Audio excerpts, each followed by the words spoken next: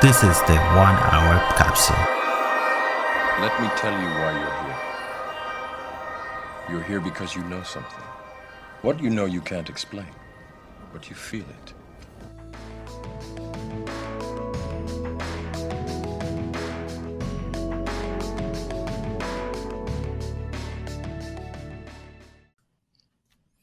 All right. This is episode 5 of the 1 hour capsule podcast. It's actually quite incredible that we're already doing 5 podcasts. And here again with Tierno, co host, Hello. and we have our guest, Martin. Hello. Hello. Welcome, Martin. Thanks for having me. Yeah, you're Yeah, one of the thanks for people I joining really us. wanted to add to the podcast because I'm like, his profession seems interesting. He Well, I can hope tell I us can live up about to it for you. Oh, hopefully. If I hear a Yeah. different episode 5 next week, then I'll know what happened. Oh, no. Norman will fix that problem. Yeah, we're gonna tell you it's like we had the episode 5 with Martin, and it's like, oh, it's episode 5 with Suzanne. Like, what happened? Exactly. Yeah. Yeah. So why don't you tell us a little bit about you, Martin? Just introduce yourself, and maybe if you want to share also how you came to meet Tierno, if you want. Like, That's not the generally, craziest story, but Yeah, sure. So I'm currently a commercial pilot out of Pearson in Toronto. And I've been doing this job for, I think, almost 4 years now. I think it'll be 4 years as of Halloween, actually. nice. Easy to keep track there. And I met, as I know him, Jib, through my girlfriend's, his cousin. And when Jib, you were in Toronto, actually. No, was it before that? Probably we met once in Ottawa In with Ottawa, yeah. Alexi. Yeah, Yeah, Alexi. Oh, Yeah. Thanksgiving or something like that. exactly. Yeah, I was at That's parents' it. place. There you go. Yeah, it's over turkey Oh. dinner. Yes, which I ate the halal, not the turkey itself, but yeah. Yes, fair enough. So Halloween was when you got your pilot license, or was it when Oh, you like when you started your first day of work, like first flight? What is the Halloween? That would have been cool if everything happened on Halloween. But no, it was just this current job. I was at Okay. out of province before this. And so Halloween 4 years ago is when I got my current position. Oh, well, Halloween is my birthday, so that's Well, Something easy to remember. There's a significant to connection you. right there. There is a connection right there. Yeah. So is that your scary costume, just like getting older? Be myself. Tell him your age, Norman. That's funny. I was talking to a friend of mine who's gonna come to visit me in October on my birthday, and saying like, what should we like dress up as? And her idea is that she was gonna be a nurse, which is typical for women, I guess, to be a nurse on Halloween. And it's like you could be Corona. It's like, Oh my God. Yeah, I was like, Wow. I was like, I don't know if it's too soon, but I don't know. What about the Like, beer? Oh, yeah, maybe. But no, she was thinking like I can just have like a wig with like a spiky hair kind of thing. Just Oh, paint it yeah. green. You know? I don't know. that's not Corona. That's Goku That's- from Dragon Ball Z. Yeah. I wonder though how many people are gonna do that, like because of Halloween. I wonder. I'm sure it's gonna be the only one. A lot. Maybe the COVID vaccine or something. I don't know. Oh yeah, dress like a syringe. Yeah, That would yeah. work. That's actually, Yeah. I guess, less offensive, if you would say, Yeah. than dressing up as a Corona. Right? Maybe. Yeah, that's funny though. So Martin, I don't know anything about piloting or flying or anything. So what does it take to become a pilot? What is it that you had to go through to get to where you are? Ooh, Martin? Martin, we can't hear Oh. you. Yeah, maybe it dropped. Or maybe he's talking, but he can't hear us. Can you hear me now? Oh yes, Oh yeah, we you're back. can. You're back. Okay. So my phone went off. I guess that's the screen went blank. No Oh, worries. okay. Okay. So I'll start again. So I there's a getting your pilot's license is fairly easy, but I chose to go through the college route. Hmm. So after high school, I went out to New Brunswick to the flight college out there, and it only took a year and a half to get all the certifications and everything. From that point, the goal is to build your hours, and that's basically your resume. So once you get all of your qualifications, you're just building hours, and then the more hours you have, the bigger aircraft you can go on until you reach the end goal which you're looking for, which for a lot of people is the airlines, and I'm currently working in corporate aviation. So when you're getting your hours, is that a paid, or are you flying for like an Yeah, energy? so it's a paid thing, and it could be Mm. anything from like instructing, so teaching others to fly, which that's kind of interesting too because I became an instructor immediately after I graduated, which is it was kind of scary when I thought back on it. Hmm. That's interesting. But How was that experience, the training experience itself? the training it's pretty straightforward. A lot of it is just basically getting the hands and feet and practicing the required skills and maneuvers. Hmm. And then as you build your hours, it's just like honing a lot of it. But most of it that you still practice is more. Well, a lot of the training is to prevent stuff from happening. Um, Different maneuvers that you could end up into. So you practice recovering from those and recognizing Mhm. them and how they happen, that sort of stuff. And that Mm. doesn't stop. Like I still practice that annually, and that's a requirement. Mm. Wow. So any pilot out there has to go through the same regimented training program, either annually or every 6 months, depending on where they're working. Now, I did hear that you went to the US for some training, like maybe a month ago or so. Don't ask me who told me, but is that what you were doing there? Exactly, yes. Okay. So Now, it's like 2 days of ground school. So you just look over the systems of the aircraft, and then 3 or 4 days of simulator training, which they throw a whole bunch of failures at you to make sure that you can still fly, essentially, and then you're tested on it afterwards. oh, interesting. Mm. And do you ever have any near dangerous situations while you were going through your training? Um, the the training in itself takes you close to some dangerous scenarios. I've had Mm. some in like real life too, Ooh, but not for a long time, thankfully. great. Yeah. And a lot of what piloting is just like making sure you don't end up into those situations. So like planning ahead and But avoiding circumstance. sometimes you can't help it though. Sometimes if like I don't know a bird goes into the turbine or something. Well, that's a really good example, yes. Um, but you can still be on the lookout for it and maybe have an idea what to do in case you do hit a bird. Yeah. But yeah, you sometimes there's really no like, oh, we just hit a bird. Oh well, it's nothing much we could have done about that. Yeah. And sometimes it's fine, and like it just glances off a wing or something like that. And other times you get the Hudson River incident. Mm. But you never been into a situation where like you had to do emergency landing or where you felt like shit, like I just this is a big trouble now coming. Well, I've had a couple close calls, but they were back when I was instructing actually. Hmm. So they were a long time ago. Let's see, I got my instructor license in 2007. So yeah, it would have been between 2007 and 2010. Yeah. But So they this they scenario. they stick with you, and it's one of those things you're like, whoop, I'm never doing that again. Yeah, well, that's how you learn sometimes, right? It's the hard It way. is, and unfortunately, a lot of aviation is written in like accidents and incidents, and like, well, because this happened, now we do it this way. And Hmm.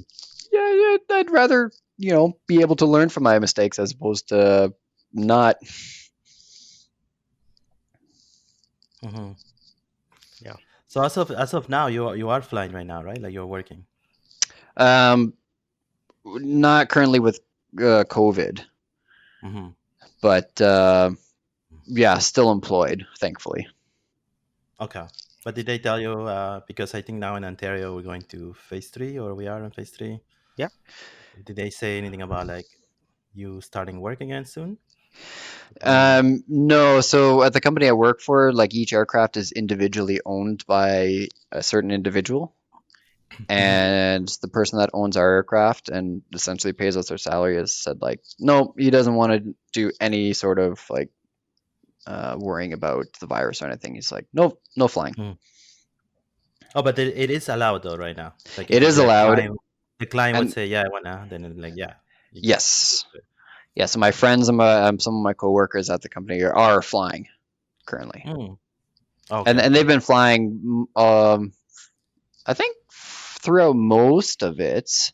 Really? Like, yeah, because like they say for essential purposes only, or for and so you can claim like business at this point was essential, and yeah, so stuff was still happening, and Mm.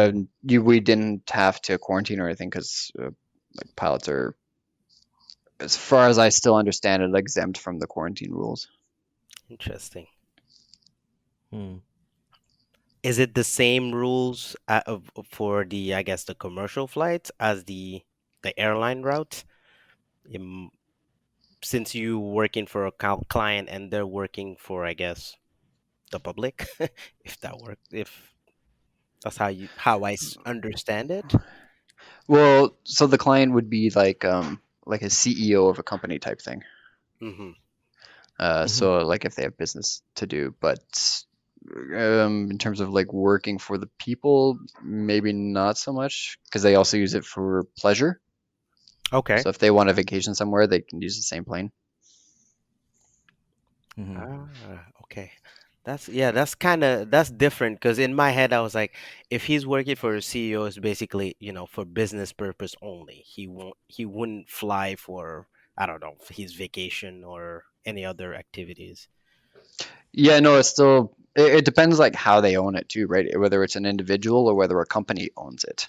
Mm, And if the company owns it, then they would use it for business retreats or like a lot of work stuff. But if an individual owns it, then it's like owning a car um or a limousine or something like that. They'll just kind of take it wherever they want to go. interesting. So when you were starting to your training and getting into college, and like pretty much finishing school, when did you decide you will go the private route instead of like the airline, I guess, route? Um, I've always been under the mindset of going private, Mm, just because I kind of like the draw of it. There's very different ways both sides of the industry are run, or private versus like airlines. With private, a lot of the times you do not get a schedule, but you follow the plane, you stay with the plane. So if the plane goes to an interesting destination, for example, chances are you're probably going to stay there for a little bit until you fly the plane home. Whereas airlines, it's kind of turn and burn type thing. You Mhm. arrive in, like, for example, Mexico, drop the passengers, wait for the new ones to come on, and then fly, and then take off again. Um, and also in corporate, you tend to fly less than the airlines, but the downside being is you don't really have a fixed schedule. yeah. Mm. And so that can be a little difficult when it comes to personal stuff. If like we Mm. had birthdays or like camping we want to do, generally it's a little more difficult to book, and it's a lot of it is last minute stuff. Mm, So if Mhm. my friends are having a birthday party, I can either take a vacation day, which I don't really want to do, or I'd be like, I'll let you know a couple days prior whether I'm able to make it. So it it is a bit taxing on that side of it. But Mm. overall, I'm still enjoying the whole industry.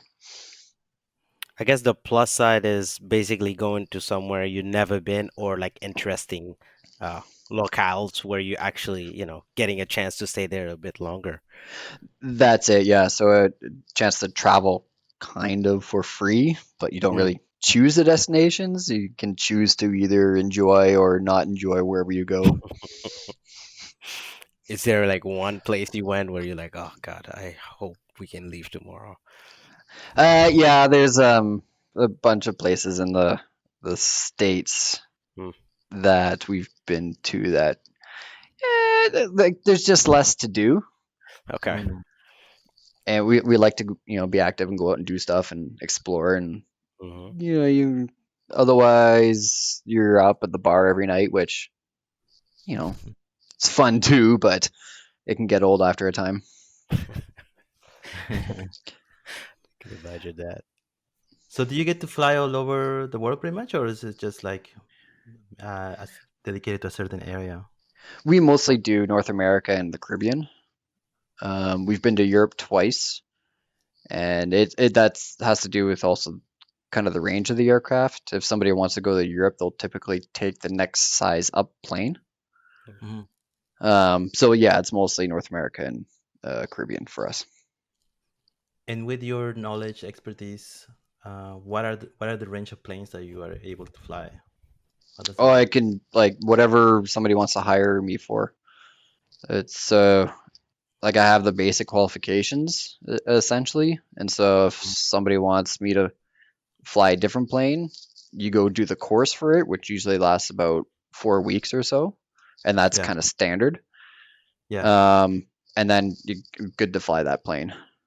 So when you receive your education, you basically are starting to achieve a baseline, and then when you want to specialize in a specific plane, you add on to that the whatever number of weeks for that specific plane that you want to fly. Is that Yeah, kind of how it works? basically, yeah. And Okay. then, but you can only fly that plane while you're current. Would by meaning the current plane I fly, I have to Yeah. get annual training every year to make sure I still fly it. I can't fly anything else currently. Even other planes that I flew, you can Yeah. almost look at it as I'm expired in my training, so I can't fly it But, until I get retrained again. but why is that? Why do you need to relearn? Um, a lot of it has to do with insurance. A lot of it's safety Mm-hmm. because different cockpits are arranged differently. Mm-hmm. So, and it was a problem actually in the past, like before the 90s, things were each manufacturer designed things differently, but it was worse back then. So you might have like a gear handle that looks like something else and might accidentally get pressed.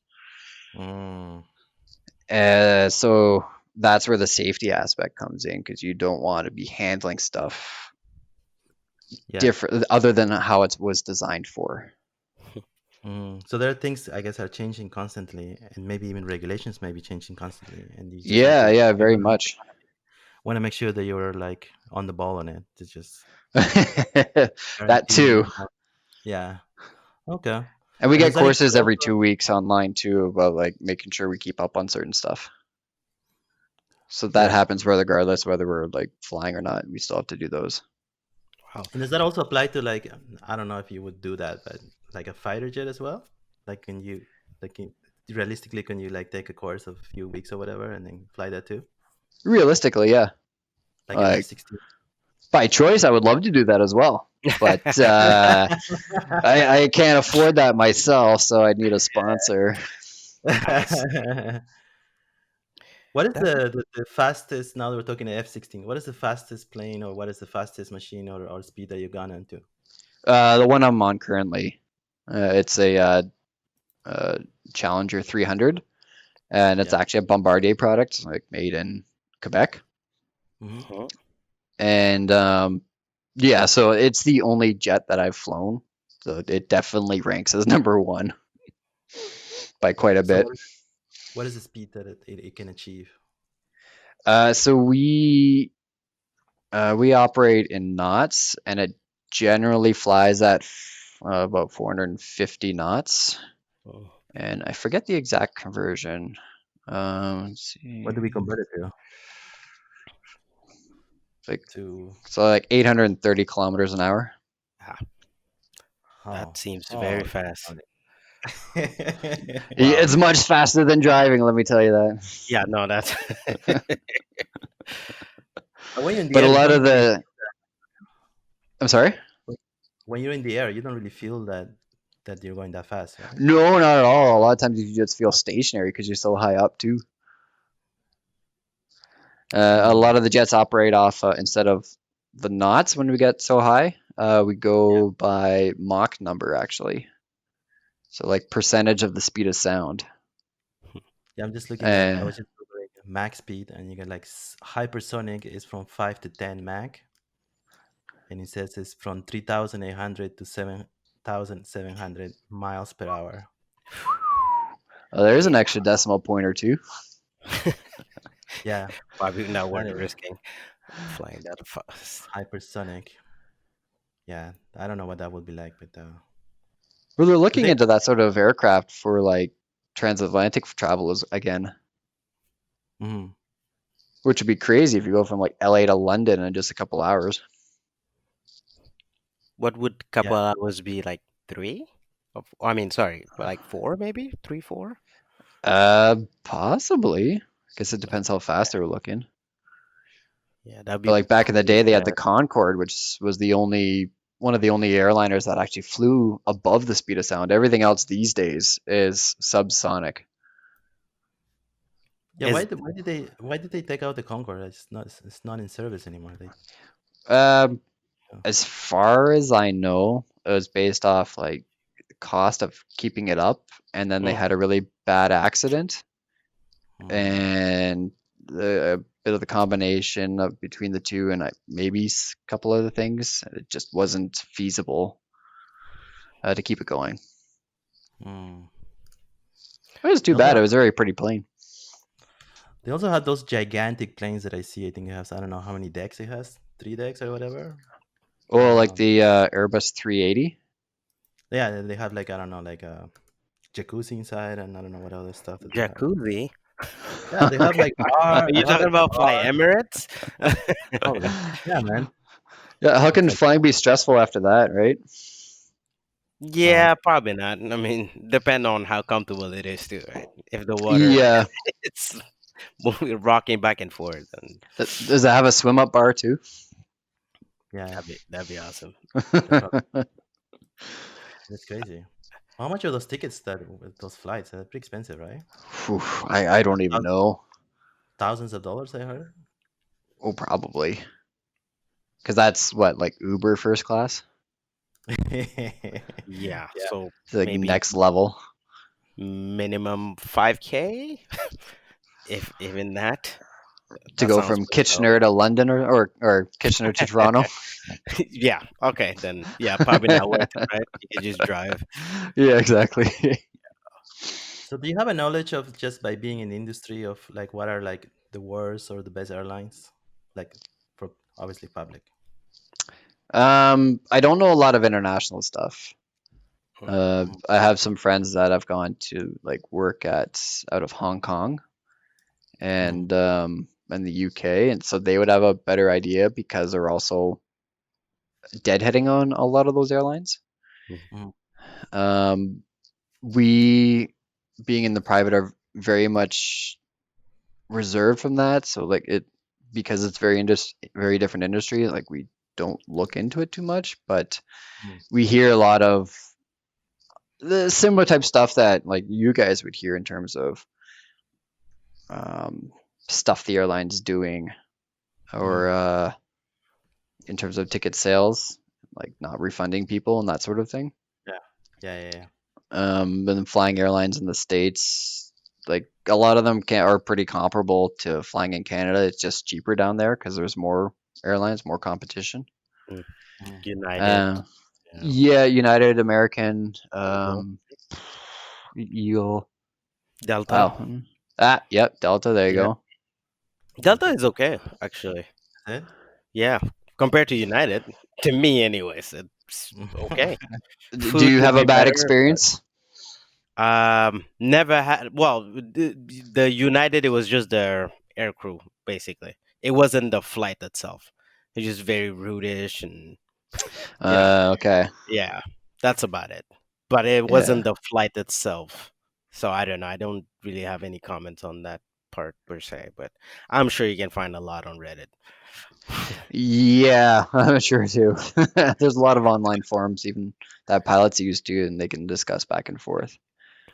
Now, in your case, do you like taking I guess a regular plane just to fly privately, I guess, for your own vacation or whatever other activities you're doing? You mean if I was to fly or pay to fly private? Yeah, exactly. uh, Given the choice, yes, I would fly private, but nowhere Yeah, near I could afford that. It's like too next expensive. level. Yeah, wait, like for even the smallest private flights, you're still talking. If you get a lot of people, it might be worth it, but Hmm. no. What is a Nah, lot of people? Like Yeah, eight? tell us.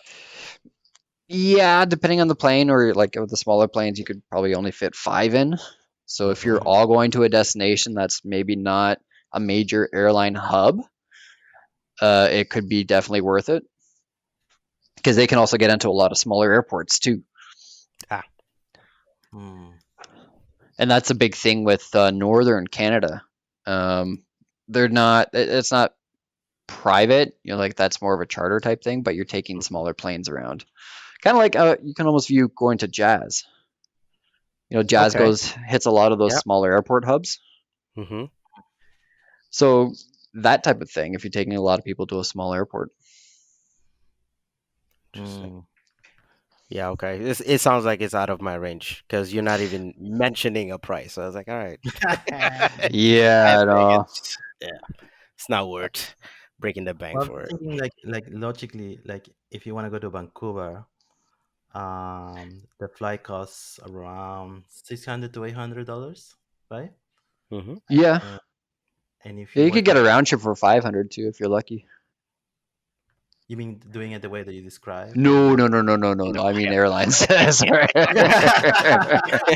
Air Canada. Yeah. okay, okay.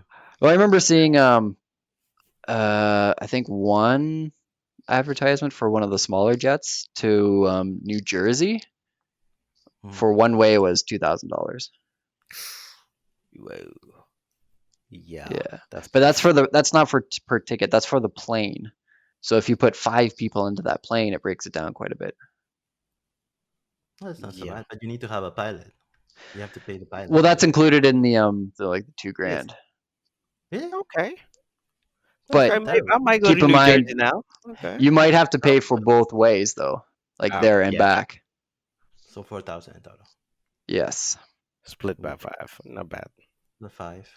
It's not terrible. I mean, it's just think about like it's like the luxury feeling, right? Like you're in a plane Yeah, and you're on your own plane. you're renting. I mean, it's like I don't know. You don't have to pay for extra drinks. That's Oh, true. tell us about that. Yeah. Well, we got bar stock on board. We don't have those Okay. minis. We just got like bigger bottles. And when you want something, sure, off you go. That would be an experience. Don't you think, Tiana? That would be like quite an experience just to. Yeah, I mean, I don't drink, but of course, just holding up the alcohol would be nice. Just like, oh, look at this. It looks expensive. Yeah. How many people are usually in your crew when you're being told to go somewhere? It's just the two of us. Two. Hmm. Just Well, two. I mean, it's Yeah. small plane, right? So, It's a small plane and it's open. We can only take 8 or 9 people. And mhm. so we're not required to have a flight attendant. Sometimes, if a passenger requests it, we'll have one on board. But yeah, Mhm. otherwise, it's just the two of us. So you and the And co-pilot.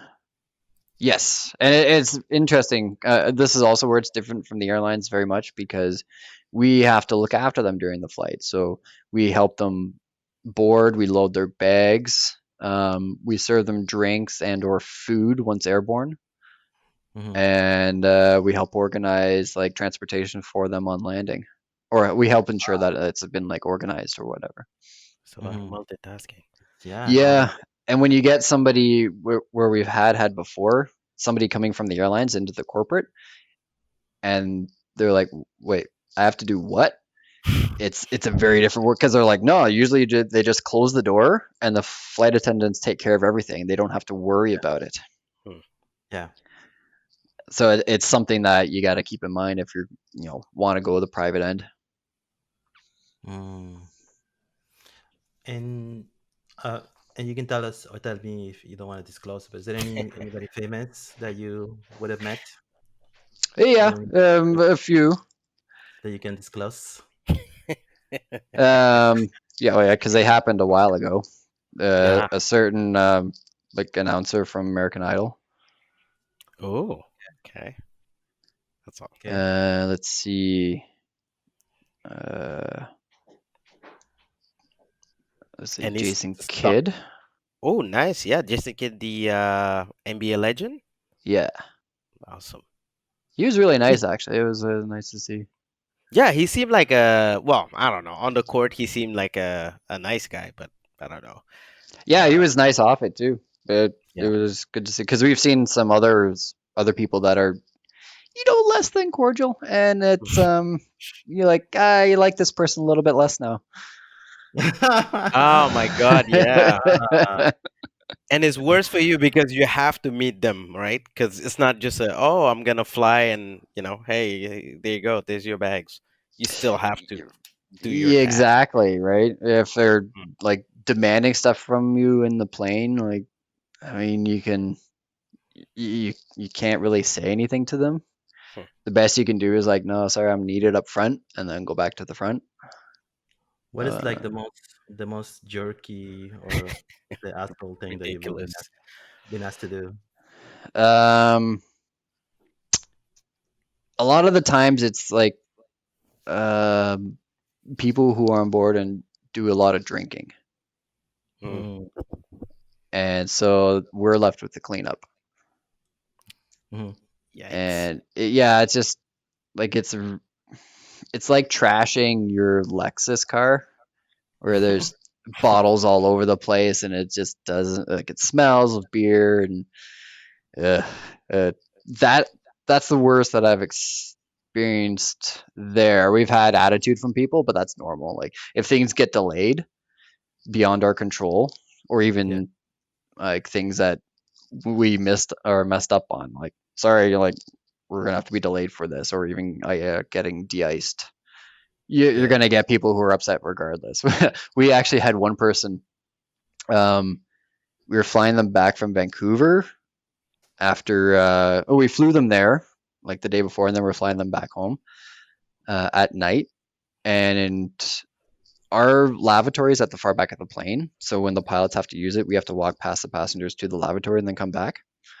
Mhm. And on the way back, I had this one passenger ask, "So, how much longer?" And I'm like, "Well, we're only halfway, so another like 2.5 hours." And she was like, "Ugh." I'm like, wow.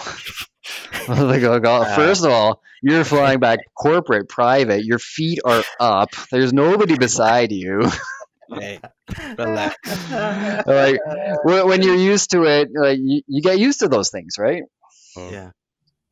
But I And hope there's I've no gotten used to it as pressure. well. Sorry? Mm. I said sorry. I just meant to say I hope there's no pressure of like, oh, could you speed up a bit or Yeah, no, we normally fly at like pretty close to our max speed anyway, so there is okay, no speeding up. stupid requests. Yeah. No, sometimes we wish we could go faster as well. Uh, but we Speed have bump. gotten used to certain stuff of the industry, like when we go to the States and customs for a lot of places will come on board the plane, check everybody out, well, like our documents and everything, and then leave. Mm. And it's really nice and really easy to get used to, as opposed to at the terminal. Everybody Uh-huh. off the plane, everybody walks the customs, wait in line, eventually Mhm. get that all that crap. So one time we were going to Florida, and Florida operates a little bit differently. It's kind of like a terminal. You get off the plane, you go to this small customs building, you put your bags on, like they scan you, and then you get back on the plane. And so it's pretty straightforward because they're only scanning like the two pilots and then however many passengers, so 10 at the max. And I was describing this to my sister, and I was like, "Oh, they made us get off the plane for customs. It was atrocious." You're And used to the best she now. doesn't let me live it down to this She day. She's right. She's right. She We is. all I'm have like, a that's fair. That's fair. Oh man, let me tell you, custom when you don't have like a Canadian passport and you're still like permanent resident, man, the questions is ridiculous, bro. Oh, It really? is Like yeah, every time? every time I have to. Like doesn't matter if I'm inside of inside of Canada, no, sorry. Like if I'm flying anywhere internationally, it's like it takes me a while. Honestly. Wow. Yeah. That's a bit of a pain. Yeah, it is. But it's part of it. Can't wait to But get my Canadian passport. and you expect it kind of now, right? So you Oh, now you it's know expected. what happening. You know what's happening. For sure. And the worst is now with COVID, like I don't know when I'm gonna fly again, but I know when I will, it's gonna be probably worse than before. So, Yeah, Yeah. well, you're talking about costume and how much of a drag that is, and now we're gonna have another thing going mm, with the COVID thing. It's gonna be some, I don't know, screening of some sort, like as well. Maybe separate lineup. I'm not sure how they're gonna do it, but an Or extra even temperature questionnaire. testing. Ah, yeah. We're actually required to do that at work now with for the guys who are flying. Every aircraft has been given a temperature gun. Hmm. hmm. So you So, probably already got the training on that, right? sorry? You got the training on that already, on how to Yes. use the camera or the Yeah. testing or what. And it's essentially like you can like you just before coming back to Canada, everybody, including the crew, has to be temperature checked. Yeah. Now, let's say your temperature is high. Like, what is the protocol then?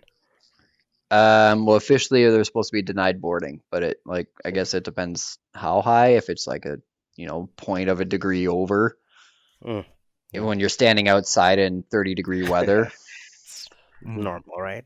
I'm like I step out even today. Today is we got a heat warning, and I step outside and I feel like I'm 40 degrees. It's pretty Mhm. hot here. So, yeah, no, I, I feel that. So, Mm. So I wonder how But it's yeah, gonna so I work. wonder what they're doing in the terminals in terms of that sort of stuff. Yeah, I don't think I. Yeah, I don't know. I mean, flights within Canada have resumed, and I think international flights as well, but still limited. I don't know anybody who has flown yet. me neither. Well, I went to the States like 3 weeks ago on the airlines. Hmm. That was for Oh, the yeah. training. How was that? Yeah. Very different than what I'm used to. The terminal was very empty. Hmm. I'm trying to remember. I want to say the masks were required inside or they were suggested inside, but they were definitely required when boarding the aircraft and throughout the entire flight. Mm. Wow. But the flight was full too. Like there Like was no no middle seat empty. correct. It was full. So you were sitting next to somebody, like there was no distance. Correct. Whoa, that's Yep. Okay. unexpected. That I don't know. Do you have And like that a was the review? same both ways. Like it was the same going down and then coming back I had a connection and on both flights it was full. Like the plane itself might have only had 3 seats empty. What? That is very surprising. I'm wondering Yeah. why so many people are trying. I mean, again, I don't know everyone's profession and yours. I mean, there's a valid reason why you're traveling, but there's no way all these people are traveling because of quote unquote work. No. Looking at a lot of the people, they definitely weren't all traveling for work.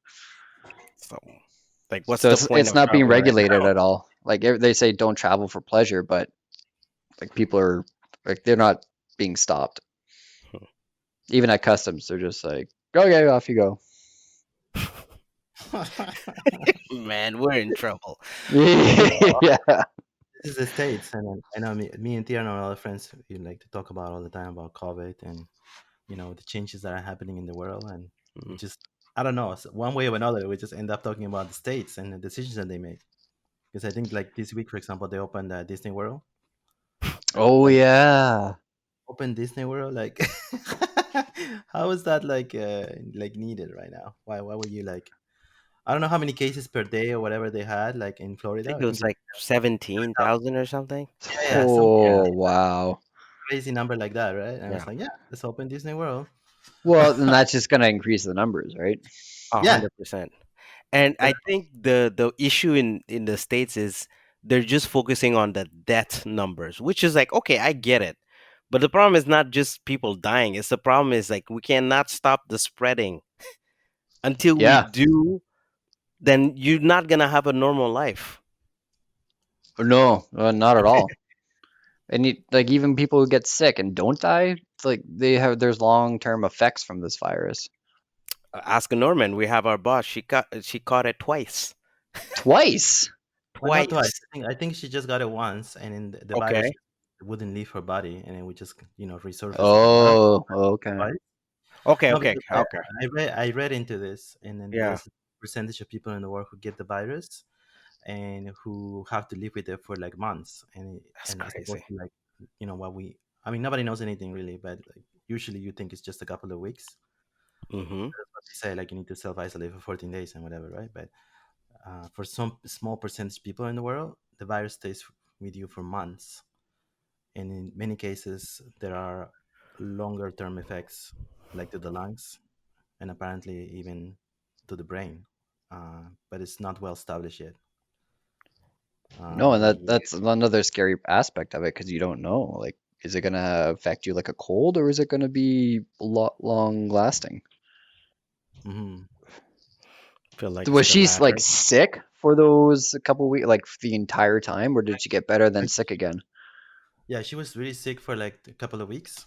Then she's like, "Oh, I'm almost like 95%." And then, like a week after that, when she was saying I'm good again she was sick for another 2 weeks or something. This is Wow. why I thought she caught it twice, but it's basically a resurface kind of. Yeah, That's Huh. crazy. Well, it's very much like the flu too, right? If you got a big family and you get the cold first, Hmm. and then by the time the last person gets it, you might get it again. Yeah, which pretty much will ruin your next 2, 3 weeks. Yeah. Yeah, very much. Yeah. But with COVID, it's just we don't know what the long term effects are. So far, anyways. We know some of them, right? But Hmm. not to a point where I could say, you know what, if I get it, I'll be fine. Like, no. so Or would you say, Martin, that your company wasn't really affected by COVID, like in the sense that because you were saying even there were a lot of clients who were flying throughout the months. But no, we were still affected because we had I think we had a lot of staff on site that were laid off, as well as dispatchers. mm, As I've been into the office a couple times this month mm, for training and like checking up on a few things, mm, and we're used to seeing a lot of dispatchers around, and it's only the senior guys there now. So mm, yeah, a lot of the it's unfortunate because they have to work whenever a plane is in the air. And if a plane's yeah, flying through the night, then they have to be on site and awake in case something happens. mhm, And also, I think we did have some layoffs on the smaller jets, mhm. Oh. just not on the bigger ones. So yeah, like we're still affected, and But does that not to the extent like the airlines, though. does that include pilots too, or also or just like the dispatchers, like you were saying, like in the Some pilots, as far as I know, mm, okay. but again, nothing in terms of the same scale as like Mm. Canadian Airlines or airlines around the world. Did you know people who are in the Yes, airline, like yes, friends, people that you went to school with and whatever? yep. Have you heard And they're like from them? them and their friends are all laid off. One guy that I know, he is currently looking for another job doing medevac stuff. So Wow. That's a he's change. expecting no work at the airlines for 2 years. Whoa. Wait, I don't understand why is that. Sorry. Just in terms of like growth of the airlines and like the number of Mm, flights that are currently going or is significantly down, mhm. and it might take that long for it to rise up again. That's just a projection. I see. Yes, just a projection. Like so, Mm, there is no like because nobody knows what's going on, right? You don't know Yeah. how long things are going to last and everything, but they might have gotten a heads up of like, hey, by the way, try to make sure you're covered for 2 years just in case you're not back in time. That's Oh my tough. goodness, that's rough, man. Yeah. It really is. Hmm. Like, Especially well, if you're these like guys are. new to it. Sorry. So go ahead. Go ahead. Well, I was just gonna like a lot of guys I know work at Pearson, so they live in Toronto. Ah, Hmm. Like, yeah. hey, how you gonna afford the mortgage if you're not working? Hmm. Yeah, I don't think CERB can pay the mortgage and basically utility and food. It's Right? yeah. So if you're single, you're kind of screwed there. Like Hmm. maybe like your spouse, a couple guys that I know, like their spouse is still working, so at least they have that. Hmm. So they have bought themselves an apron and they're really good in the kitchen now. But but it definitely wasn't their choice. Not at all. Wow. You Wow. know what's crazy? I was like in the beginning of the pandemic, I was like really thinking of the worst case scenario. I was like, oh, we're not gonna fly for the next 3 years. And then the closer, I guess, the closer we got to summer, I'm like, oh, maybe December. But now I'm seeing like cases surging again. I don't even know. Like I won't even try to predict when I will fly again. Well, it's a bit of by choice too, right? When do you That's want to true. fly again? Yeah, because in terms of flights, like because I monitor Air Canada, there seems to be progress in terms of like you can book flights now to in Canada, but I also see a list of other countries that you can go to, including like some European countries that you can fly now. Yeah. So those are opening up a little bit. But again, do you want to like I personally? don't. I don't really want to like any chance I get to not airline for work, then I'm Mhm. jumping on it. Like I don't want to go. Yeah. Hmm. Same here. The only reason why I'm thinking about it is, obviously family abroad, like in Yeah. Africa. So it's like, when can I get eventually the chance to go there? And for my case, I'll have to take at least two planes, right? Because there's no direct flight to Dakar. Like I'll have to either go to France, Brussels, or maybe like Morocco, and then go to my country. So that's a lot of going in and out of like planes and customs. So And probably especially if not a they good don't cordon off the middle aisle, then you're stuck beside somebody option. that whole way. Yeah, Now, I also, would mhm. you have to quarantine when you get there? Depend on the country. My country, there's no such thing as quarantine, but like in maybe in France, maybe in Morocco, I'll have to quarantine. But Yeah, because we know like if somebody comes to Canada from Europe, for example, mhm. they have quarantine for 14 days. It's the law. So that's Yes. not really a vacation. No, not at Like all. traveling to quarantine, like no, it's probably not worth the $1,000 ticket. Right? Enjoy Yeah. this Airbnb for the next 14 days. And then, hey, your return flight is ready for you. Exactly. Yeah. So Let alone if you get sick. Oh my God. what's in your mindset right now, Tierno, in terms of when you will fly? Because you were saying 3 years now. Yeah. So my mindset now is summer 2021. But even then, like I don't know, man. Like I have asthma, right? So this like it doesn't make any sense for me to risk flying. No, no, not at all. Yeah. I And know again, if there's a vaccine, I'm not going to be the first one in line for the batch. Like I'm not an anti-vaxxer or anything like that, but I'm not going to go first. you want to see Take what the happens. vaccine. First I would, batch, oh, for sure. monitor them. 100%. It's like okay, if nothing, if Yeah. everything's there, then I'm Like, gonna go. give it like 6 to 8 weeks. See how they fare. How they, yeah, exactly. And like, all right, I think I'm okay now. I can get my shots. Uh, uh, Unless they make it mandatory to have vaccines, which I don't think so.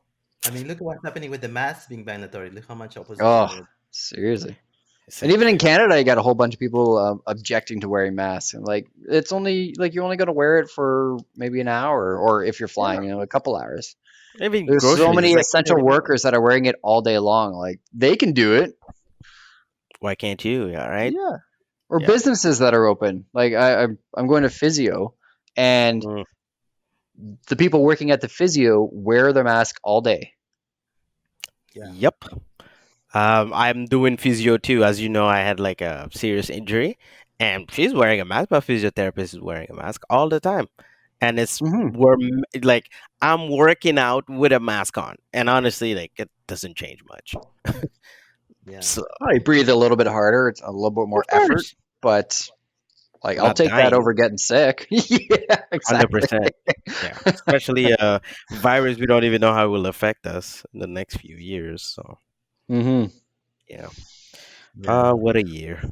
Yeah, I don't, seriously. I don't know how well it will fare though if they were to make the vaccines mandatory. I don't see it. I don't know.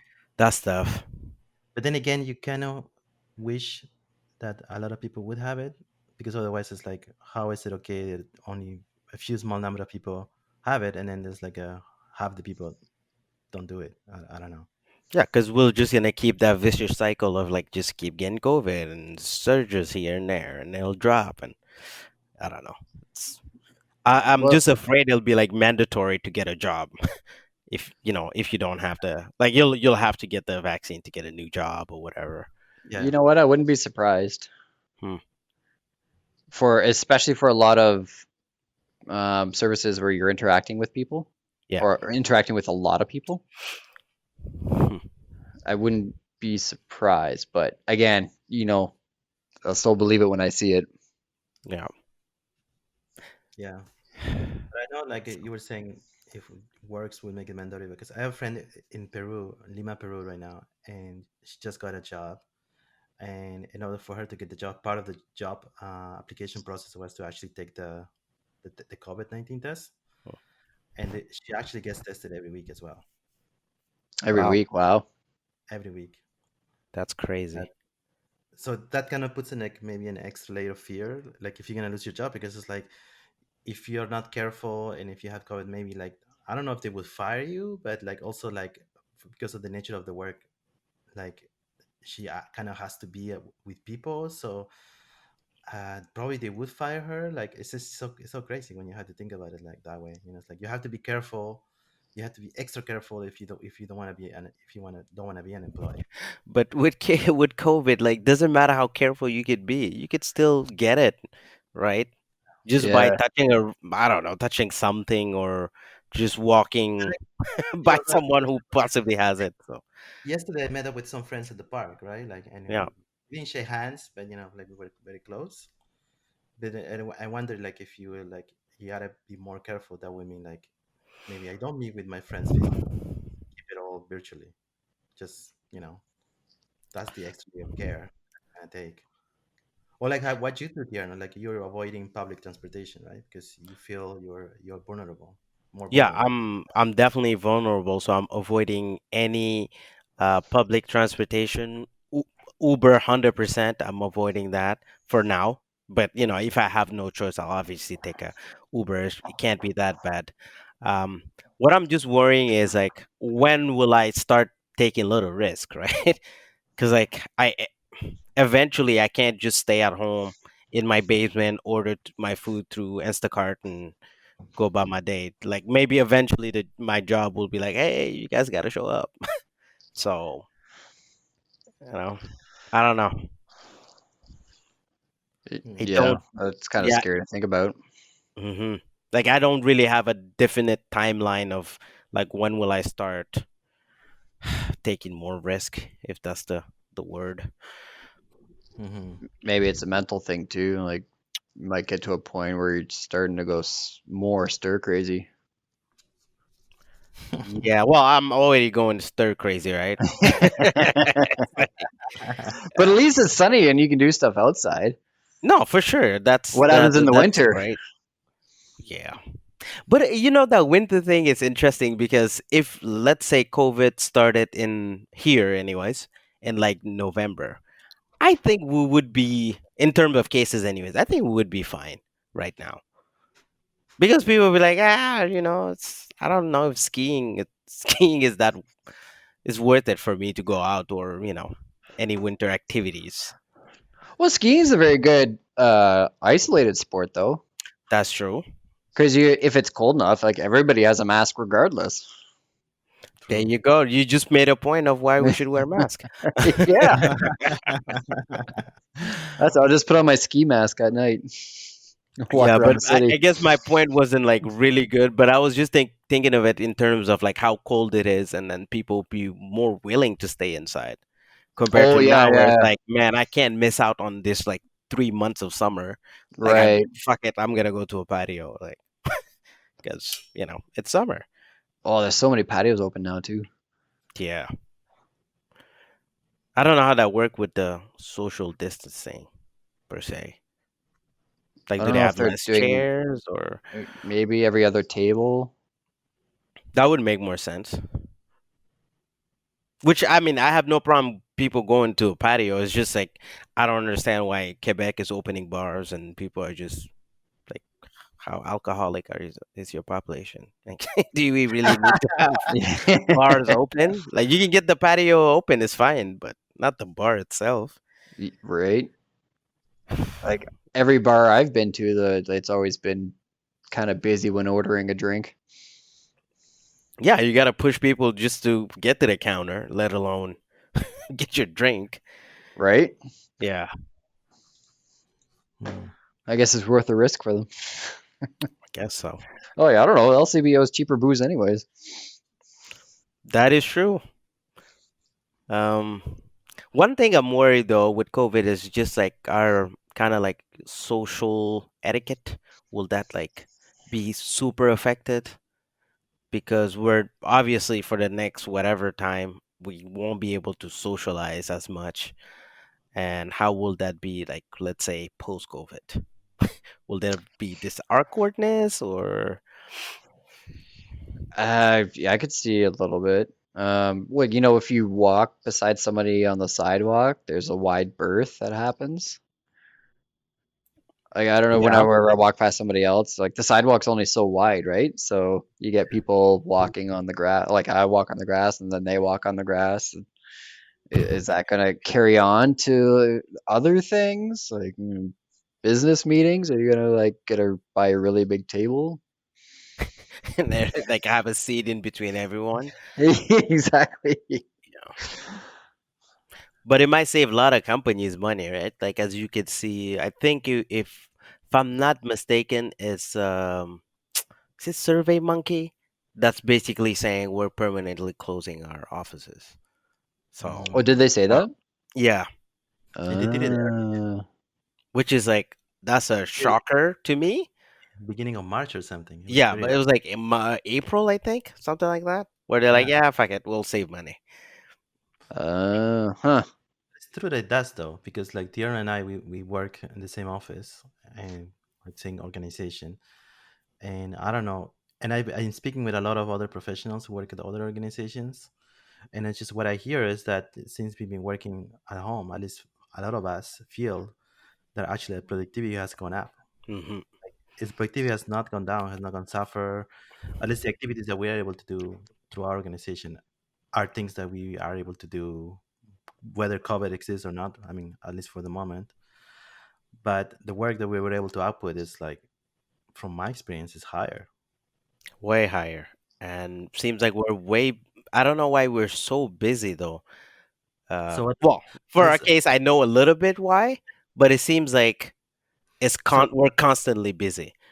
yeah. So it poses the question then, like, if we are very productive working from home, then why do we ever need to be in an office? I mean, it's nice to be with people and work with people, but like I don't know, just be at home and like save on the rent, save on electricity, Mhm. all the Save on utilities. air conditioning. Save so many things, Yeah. right? Save on like good for the environment because you don't have to like drive or whatever. Like And all that traffic and the correct. accidents you get driving to work. Oh You my feel God. Yeah. better. You feel psychologically better because you wake up and your commute is 10 seconds. Like Yeah. Save money with TTC because they will increase the price soon enough. Oh, So, for and then sure. oh my talking God. with some colleagues also is like, what does it impede from people being hired from overseas and just be part of the team, for example? Or like, if one of us wants to move to another country and keep working because we're working remotely, why does it matter? We're in like where we're in our apartment or if we are like I don't know, in another country. As long as Yeah. you're productive. long as you're productive, you don't necessarily need to be on the same time zone as everybody. Yeah. Yeah, it doesn't even matter because whatever. Like if your hour difference is 5 hours or 7 hours, you just whatever. You just work at night, so whatever if you have to. Yeah, That's like, what you're oh, we're doing. gonna have a meeting at noon in our time. Like, oh crap. That part is interesting, right? I don't know that. But I mean, for the chance to work wherever you want, like, sure, Yeah, I'd do that. yeah. Because our concept, I mean, before COVID, used to be like you work and you're going to the office, and then you have whatever number of weeks of vacation, and then during those weeks of vacation, a lot of people like to travel. So it's Mm. like I go to a destination and have our vacation. But what about if you're at your destination and you're partly having vacation and then also working because you can? Yeah, you don't have to use vacation days. That would be awesome. You're yeah. My main concern is the salary. Like it will affect a salary. If you like, let's say you're in Toronto right now, and then you decide to move to Kitchener, right? Example. And they're Yeah. like, well, rent and like the cost of living is different. So sorry, Hmm. we'll have to cut your salary. Now, how do you work around that? Mm, Yeah, I don't know. I think it's possible that organizations and companies can see it that way, but I don't know. In our case, I'm willing to bet that it wouldn't. It wouldn't affect. I don't think in our case, dear. No. Okay. Well, we're a nonprofit, But so I can see how an organization leadership would see that way, though. It's a valid concern. yeah. Let's say I'm working for Facebook, right? Because Facebook did mention that they will kind of restructure some of their salaries Hmm. depending on where people live. Hmm. So will I purposely move to San Francisco just to get more money? But then again, what's the plus and the downside of that? Yeah, the Well, cost of living. yeah, cost of living so high there too. Like, so Yeah. if you might make a bit more, but you'd pay so much more in living. Yeah, So then might as well just go to a rural area, I guess. that's what I heard. Actually, I don't know. I was watching a video on YouTube saying that there are numbers of people moving out of big cities, and this is in states, right? Like for Hmm. example, talking about New York City, like the number of people moving out of the New York City and living in the suburbs and in rural areas was going higher and higher because people are realizing that they can work from anywhere, and because Yeah. it's Yeah, like the cost of living in like New York City is one of the most expensive cities to live in, like the yeah. So rent why and not? whatever. So it's like I'm getting paid. I'm just gonna pay less, just pay less on whatever living costs if I live to rural areas. Yeah. And I was seeing like they were showing it like in the video I was watching, like the numbers since March, and I don't know, like the percentage was like people moving out, like it's getting pretty high, like I don't know, 20% or something. Mm. It's like yeah, that makes sense. I can understand how that would happen. Well, especially if you're commuting an hour each day for work, so you're saving 2 hours there alone. Yeah. And not like I can tell you, I'm not even commuting that long to like work, but just the fact that I can sleep until like close to 30 minutes before working is amazing, man. I Well, there you don't know go. how I'm gonna go back. Like it's tough. The more sleep equals more productivity, right? Yeah, like I don't have to dress up, take a shower, I guess, in the morning. You just open my laptop and start working. Yeah, perfect. A couple wet Yeah, naps here or there. There's your shower. exactly. But I think the other thing though, with working from home is just um like sometimes I feel the pressure of like staying on my laptop and just working because I'm like, oh, maybe I'll get an important email now. So maybe I should, you know, take a small break or whatever. I don't know. It's just a weird. I still have to change my mindset a little bit. Huh. Well, so like, you're supposed to work till what, 5 o'clock or something like that? Yeah. So our off hour, like our working hour is 9:30, which is odd, but like 9:30 to 5, right? And I feel like I take less breaks. Like I do take my lunch break, but breaks itself, I don't take that many. Hmm. For some random reason. I don't know. It might be just a me problem. I don't think Norman has that problem, but It seems like you have a higher sense of responsibility that you're working from home. I hmm. don't know. I don't know. That's just my observation.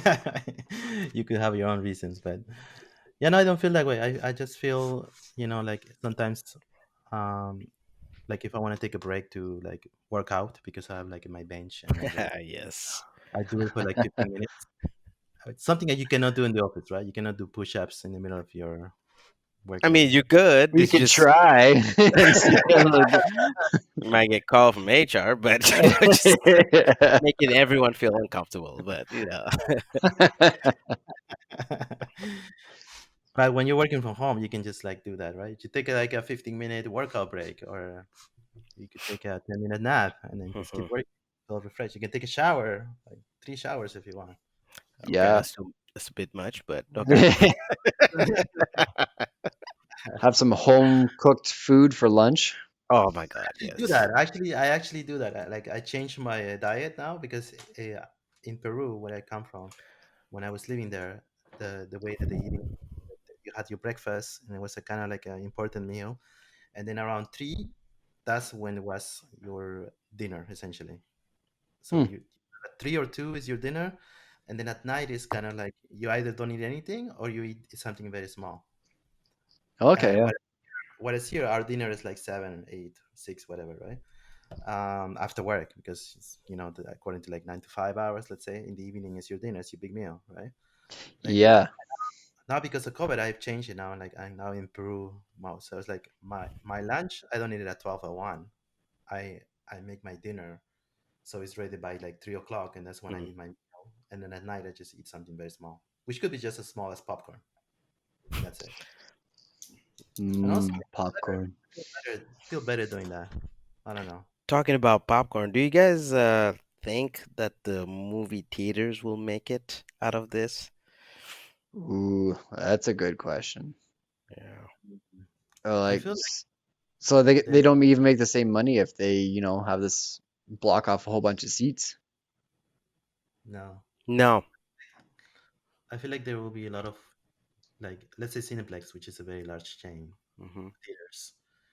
I feel like there will be like a number of those theaters close, and they're gonna just make shorten that number. I don't know. That's one of the things that I see coming. Okay. Yeah, I could see that. 'Cause- I still get emails from them. I'm like, I don't even bother to read it because I'm not worried about it. yeah, Like, I'm it's not like going to the movies anytime soon. I care about your coupons. Like, Yeah, exactly. I have cheaper popcorn at home, thanks. yeah. What I'm mostly like, not, it's not like a worried, but like a problem that could happen to them is like people will just shift to online services. Like, yeah, why would I go through all this and put my movie in the theaters when I will probably not get that many views when I can just sell it to Netflix or Amazon? I Yeah. don't know. Why would you put up with most likely a lineup that you have to go through and wearing a mask for like 2 hours when I can be at home, not do lineups, and not wear a mask? But it's the experience that's different, right? The Dolby Well, that's it. It was sound, well, yeah, it was a date night too, right? It was like, what do you want to ah, do tonight? I don't know. You want to go to a movie? Sure. yeah, So it was a nice, easy date night, but feel less excited about doing it these days. that's for sure. Maybe drive-ins, but I'm not sure in your area, Martin, if there's any drive-ins. But There's supposed to be one actually. We looked at it uh, previously and they forgot about it, and we wanted to give it a shot because why not? hmm but Hmm. Uh, gave up. well, I forgot about it actually. Okay. So, well, like, thanks for the reminder. I'm gonna look at this again. Yeah, the only issue with driving in here is the weather, man. It's not gonna last for long, right? So, because I don't know how No. that works in the winter. But Yeah, when everybody has their car running. yeah, I mean, I don't want to run out of gas because I'm trying to stay hot for a movie. Can you But imagine calling CAA? We need a tank of gas delivered to the drive-in theater. You know what? Make that five. We got five cars that ran out of gas. yes, at least they'll make more money, I guess. Right? Yeah, true. You got to pay for entrance fees. Oh yeah. They I just mean, stick all around and these watch the movie as well. that'd be weird, but hey, I don't know, man. This pandemic has changed a lot of things on like my perspective of the future. Like I made all these plans. Oh, I'm gonna eventually travel to this destination and this destination and go see my parents every other year, blah blah blah. But now that's all in the waters. Like, Yeah, I was like, what can you see that's close to home? Montreal, 'cause that's where my like brothers and sisters are. That's it. Okay, The- the Ottawa yeah, River. yeah, we'll do that, you know. But that's about it. Like I have a lot of like obviously as you know Norman is like from Peru, but I have another colleague who's from China and another one who's from France and they have that same like kind of, bleak look at the future where it's like what do you do? Like how much time can I call my mom on video? Yeah, yeah, exactly. Stuff. But that's even like my girlfriend and I, we had a trip booked this summer, which didn't happen. So we got Mhm. credits, and the credits are supposed to be used up in like a year and a half or 2 years. Like, well, what if we don't want to travel in that time? Like, what if we don't feel comfortable traveling in that time? Yeah. Like, so are they just gonna expire after 2 years? That's a lot of money. Yeah, that I think they might get sued for that. So I don't think so. They'll have to give you kind of like a, you know, 5 year credit kind of thingy because it doesn't make sense for you to lose money because of COVID. Like, I didn't bring this to Canada. Like, it's not my fault. Why can't you just reimburse me? Yeah, exactly. Like, I wanted to be reimbursed now because Yeah. what if the company goes under and then they just Oh my declare God. Good bankruptcy and point. take the money? Good point. I don't want to worry about that. Do you think is that something that you have to start thinking about now and like maybe writing a letter or something like, kind of be like you know, that annoying guy who calls the calling center office to get their money back, or do you think that's kind of useless? Well, you know what they say about the squeaky wheel. What do they say about the squeaky wheel? Oh crap! Now I forget the rest Oh, of the saying. Oh, it gets the grease. That's it. The squeaky wheel oh gets the yes, grease. yes, yes. Uh, You call my bluff. yeah, because I probably heard of that one, but never registered. Well, so like, yeah, nothing. If you don't complain, nothing's gonna happen. But if you keep complaining, then they'll be like, "Oh well, whatever. We'll just get rid of this Yeah, person." yeah. One thing I learned though is I'll never fly again without buying flight insurance.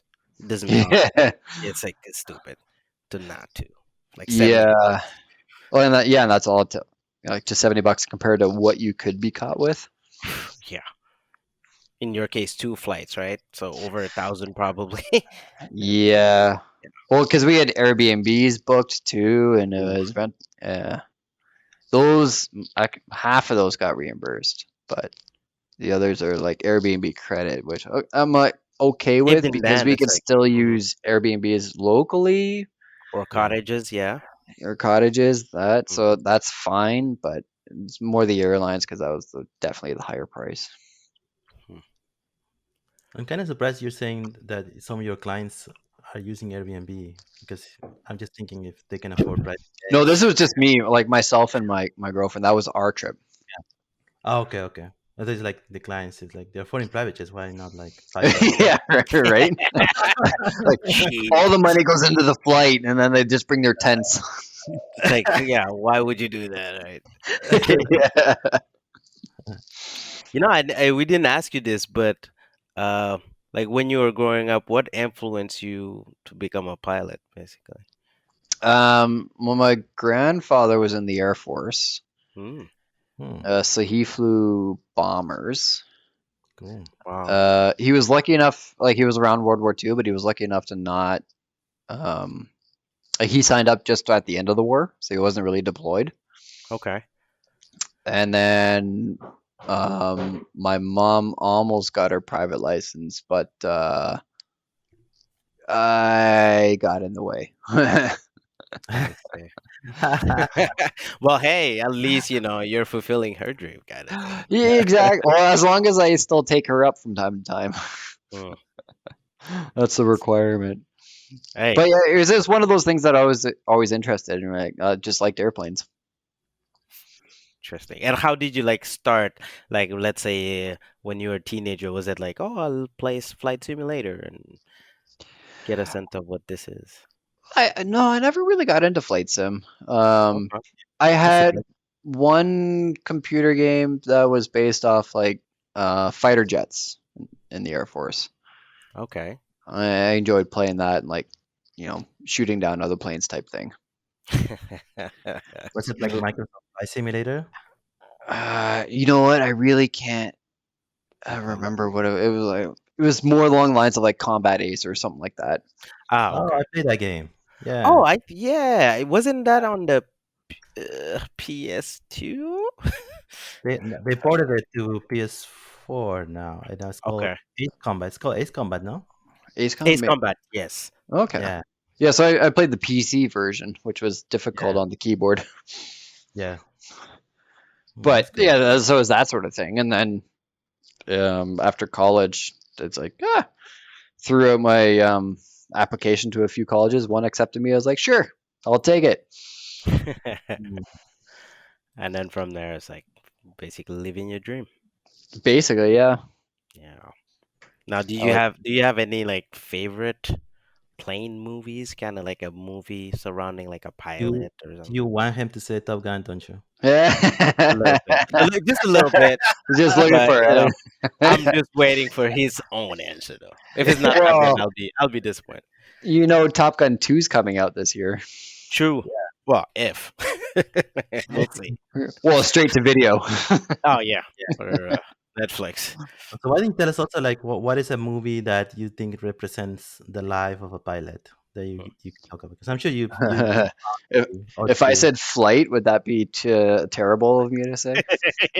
Well, with Denzel Washington. Yeah, and the Oh, cocaine. huh? Yes. Yeah, that'll be terrible. That's what every pilot inspires towards. So aside uh, from the game part, why do you think that one's a good representation? That movie. oh no, I I wasn't a fan of that because it was more based upon like a drug addiction type thing. Mhm. Yeah, In terms of like the day-to-day operations, I thought yeah. it was fairly accurate. Maybe the maneuvers not so much, but Mhm. I can't remember it too much. Um, yeah, so I thought it was interesting for that. And like, there's a whole bunch of other airplane movies that I like out there. Some that are good, some that aren't. Like, oh shit, what was that? Con Air. Con Con Air. Air. Oh, that's what Nicolas That's like Cage. Ah, Yeah, yeah. that's 1997. Norman. Nicolas. Is Uh, Nicolas Cage your favorite actor or something? Because it oh seems like you no, remember no, all no, his no. movies. What do you mean? That was the first Nick Cage movie. Is Like it? he's not a great actor, but he has some movies that are kind of cool, and this is one. Yeah, Come there's some on. that stand out, and the What rest are kind of movie? like meh.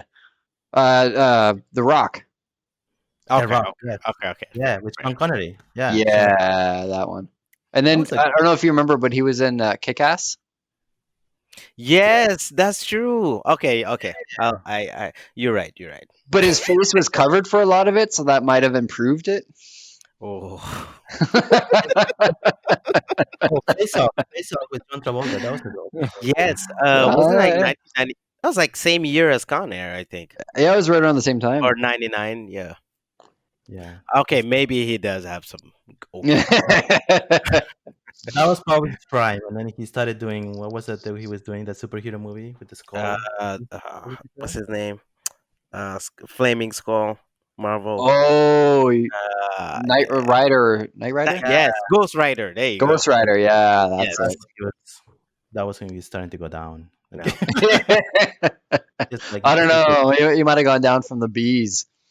Yeah, what was the movie? I forgot it was like Burning Man movie. What's it called? Is it called Burning? I can't even remember. I never saw it. I just saw like clips of it and that one clip, So that one Like GIF. The Wicker Man. The Wicker Man. It's called The Wicker Man. Yeah, Yeah. Oh, that was that's 2006. Wow. that- they made like a lot of memes out of that movie. You very much Screaming for the bees. didn't get a lot of good ratings too. It was a lovely scene. I wonder how like to me he could have had like a great I guess career, but does he have an issue with reading the scripts? Like he can't tell what is good or what's bad, or is it What just like a money thing? It's like ah fuck I it. heard that he's made a lot of like bad financial decisions, Ah, and it's gotten in a uh, place where like, he can't turn down roles because he needs to make money. well, that's like a lot of actors. Look at Samuel Jackson. yep. And Really? Bruce Willis. You can count them so many. There's so many of them. Well, wait, Oh, Samuel Jackson was in a really good plane movie. Yeah, um, with fuck. No, it's not. not Is it Snakes on a Anaconda? Plane. Snakes on a Plane. Snake on the plane. I don't know why I had Anaconda in my head, but yes, snakes on the plane. You're right, Yeah, motherfucker. Oh, I love Samuel L. Jackson, but that's true. He's in every other movie, man. Yeah, It's right. not. Yeah, like he isn't he like 70 something, Oh, 77, I think. he's got it. Wow. Yeah, if I'm let me verify. 71. Sorry, but jeez. still, like it's you're still making movies. Good for Like, him. yeah, I mean, hey, good. I don't know. Maybe he had a gambling problem, but yeah, it's He's great. still making good movies too, which That is is true. key. That is true. I mean, you know, um, some of these actors that are having bad movies, I understand you're making it for the money, but if you don't want to ruin your career, maybe it's good to stop or at least pick one or two per year. Yeah, yeah. There's definitely a few out there that are very smart about picking and choosing. Yeah.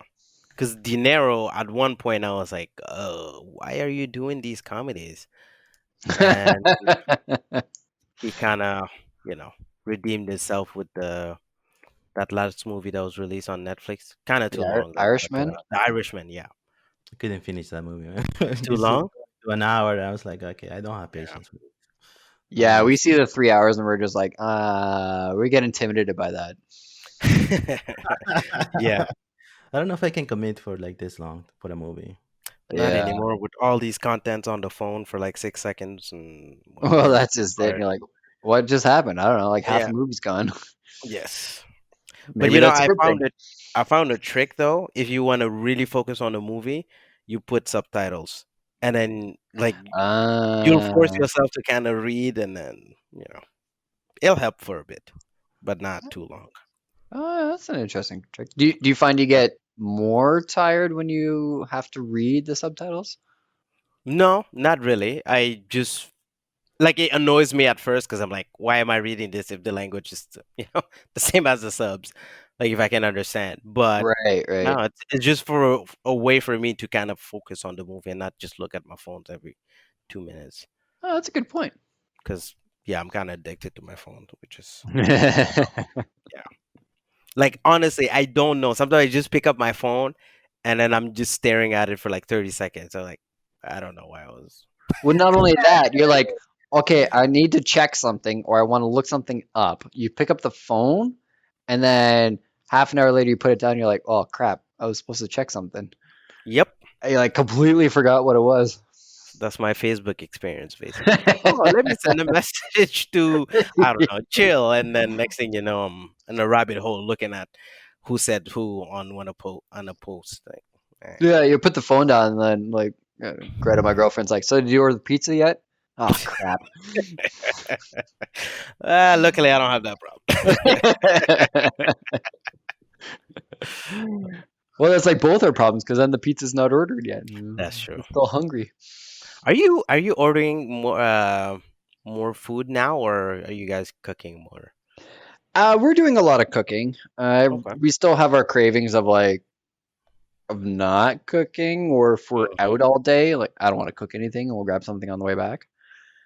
Um, a little bit. I am trying to every so often do take out to support the local Yes. businesses in the area, Hmm. but definitely do not want to eat in like eat at the restaurant. Yeah. No, for sure. For sure. Makes sense. Norman, are you still doing chef table or Yeah, the kid that sends you the ingredients and you cook it. Yeah, I do it How is that? pretty good. I've been doing it for like 3, 4 years, I want to say. Hmm. Oh wow. And so I'm pretty used to it. It works very well, and I enjoy doing it. I don't mind. I mean, more than I don't mind, I enjoy cooking. So, and the quality of the products. I actually went because of COVID. When COVID was like in around March, all of these companies that are doing that, where they send you the meal kit to prepare, were having like offers because they knew that people were like cooking more at home. Mm. Yeah. And so they had like, oh, if you sign up, the first two kits are free or whatever. So I was like, okay, I'm gonna try them all to see if I'm really using the best one that is offered. And I did try them all, and I did discover that the best ones, at least that are being offered, the one I'm using is called Chef Plate, and I'm not getting paid for this at all.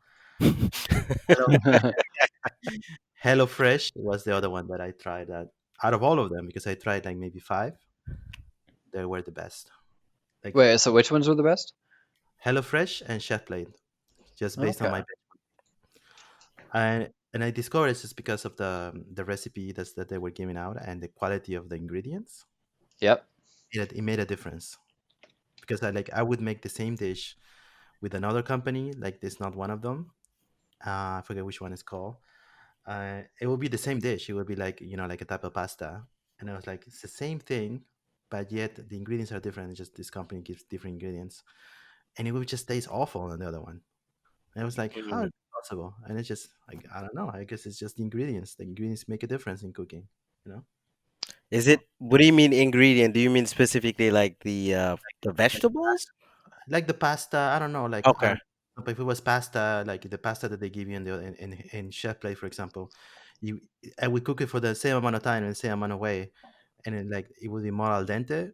But in this other company that wasn't good, I do the same thing, and then the pasta wouldn't be al dente. It would be like more mushy, or like the tomato would like the tomato pasta would like more flavor than the other one, and I had to put more salt for some reason. And it's like this just doesn't seem good, and I wouldn't throw away half of it even.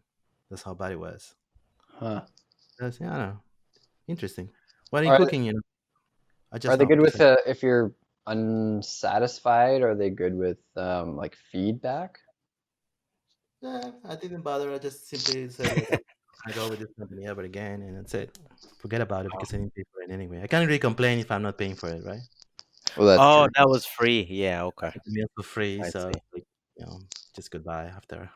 Yeah, it makes sense. So I'm just looking at the clock, and we are called the 1 hour capsule, but not that we need to go for 1 hour. I woke up, we were like an hour and 20 minutes or so.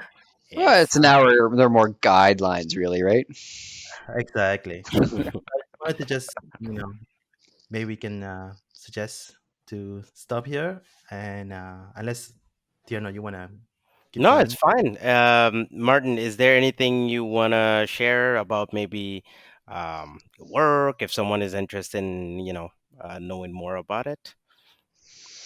Um, yeah, Or just your it's organization? hard to Yeah. focus on like one like if somebody's really interested in it, like there's so much Mhm. info that can be delivered in Okay. that.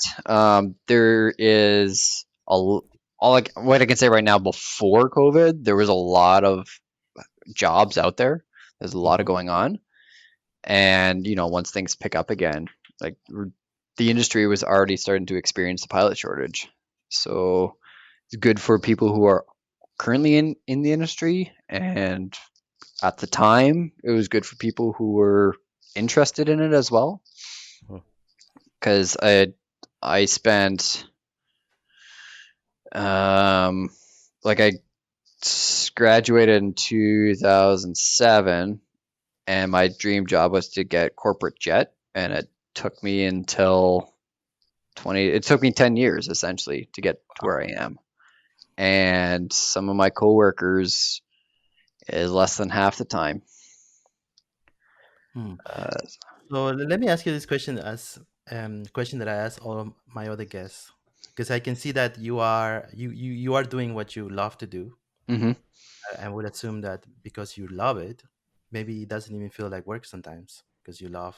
I mean, this is what you study for, Yeah, and you yeah. you saying like, you were doing simulations as a kid, and you said your grandfather and your mother. So it's like this is like kind of like ingrained in you, I would say. Mhm. So I would Yep. see you like, as a successful individual. So what would you say is that made you be successful? Like to get to the place that you are. What was a defining factor for you that allowed you to be where you are right now? Do you think? Perseverance. Mhm. um because there was a point, after I instructed, I lived in Toronto, Winnipeg, and Calgary, in that order.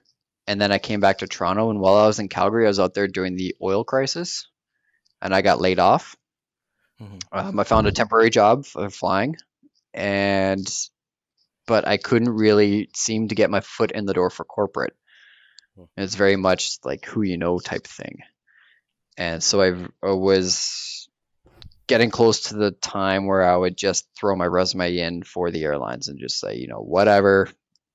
I just may as well like move on with my career because I wasn't getting where I wanted to go.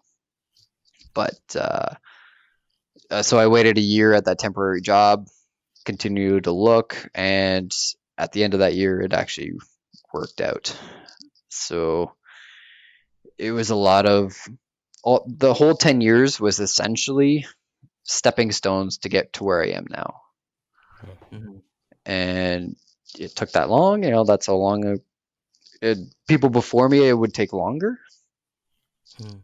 And people behind me, it takes less time. It just, keep going, keep driving there, keep doing what you like doing. Like there's a lot of flying out there that is fun.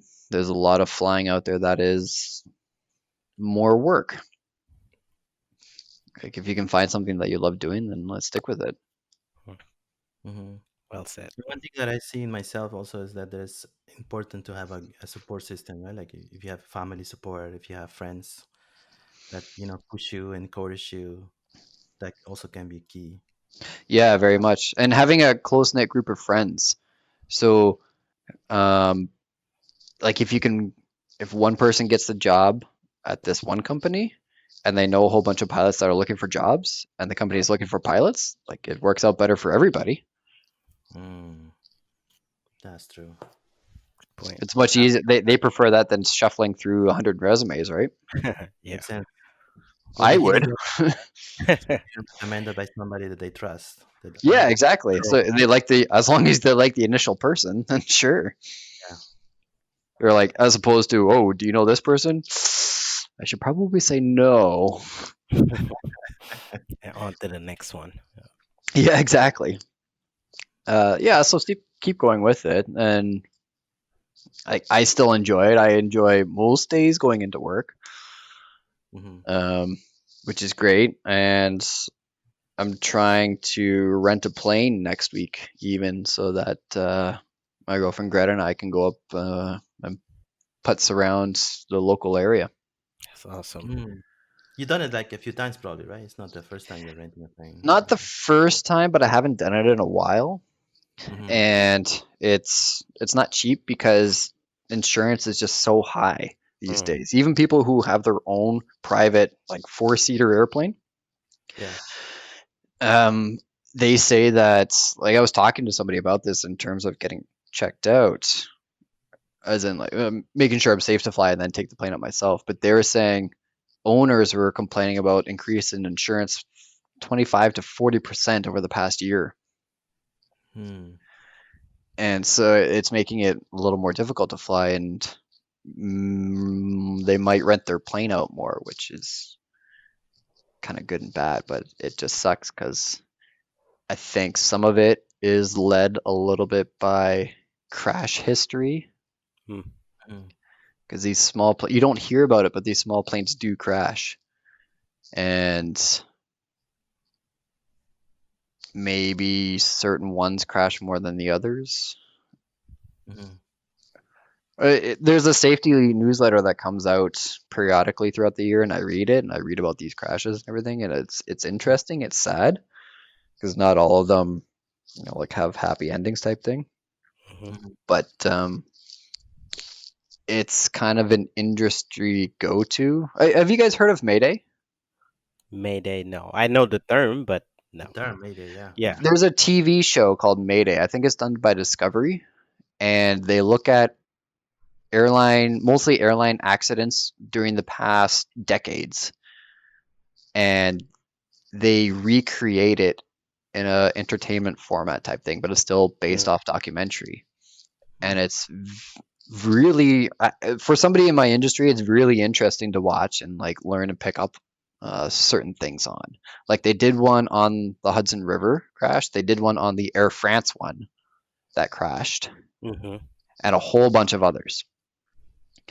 And I might not recommend it to somebody who doesn't or who is afraid of flying. Yeah. It might not be good for them, but like I'll burn through a couple episodes easily. And a Mm. lot of things are kind of like you're looking at it critically too. Like, oh, look at a normism. Like, oh, they do the things this way, and like, oh, or picking out things they did wrong. So, uh, from a career or from a job standpoint, it's or a professional standpoint, it's actually kind of interesting to look at all these incidents. Try to keep in mind what not to do. Hmm. Mm. But yeah, I if you think guys are do like that sort of stuff, I'd say I recommend checking it out. okay. I think they Mm. have like 20 seasons from what I can tell right now. That makes Maybe. sense. Yeah. They have a lot So of material to work with, unfortunately. yeah, since 2003, pretty much. Uh, might check it out. It's not for everyone. Let me just say that. No, But for sure, for sure. I mean, it's not our profession, right? So yeah, yeah, my. and it may make you feel uncomfortable too. But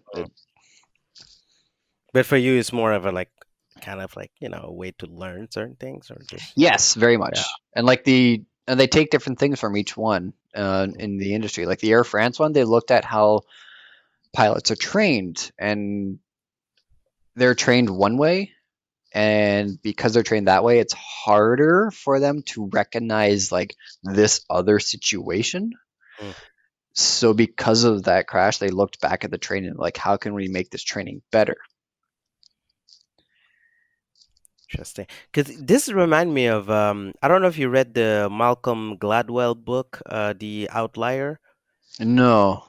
But he had a chapter in that book where he was talking about kind of like an issue with a certain um, pilot from Asian countries, specifically Korean, Hmm. Korean pilots, where he said they had this lack of like cockpit communication because of like um, kind of like some culture understanding where if a pilot is obviously older than you and you're the co-pilot, there's certain things you cannot tell them because of your culture and not because you're a pilot. Right, and that's a Yeah. huge thing. A new course that's come out because of that a little bit is called like CRM, Crew Resource Management, and they Mm. look at because so he talks about like the captain is the be all end all. Like you never question the captain type thing. They Yeah, talk about that. from the perspective of that like Korean pilot, right? So like the co-pilot, sorry.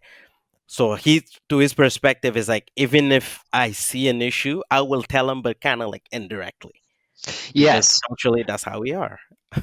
right, and Yeah. especially like as somebody who's new, let's say on Hmm. the plane or to the industry, and you're flying with somebody who's been there 30 years, Yeah. you're like, wait, is that wrong or is that just how things are done?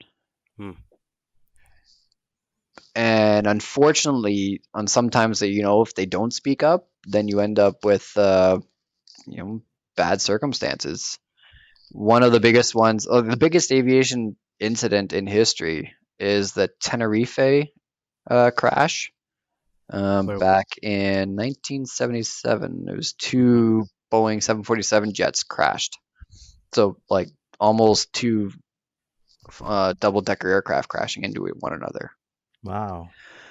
And it was at a small airport. Like there was a lot of things that were going on, and I hope that Mayday did a episode on this. But it was foggy. There was lots of aircraft trying to take off in fog, but they didn't have a lot of taxiways.